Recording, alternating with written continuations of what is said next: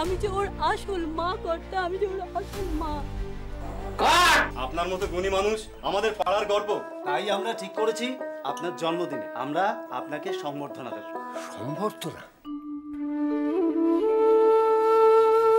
ওই স্থির, ওই ধ্রুব, ওই পুরাতন চলচ্চিত্র পরিচালক শুভেন শিকদার ডিনার করছেন। মদনের রুটি, রাসানের চিনি, কলের জল, বুঝ পড়ো নেই। ছবি আমি করবই।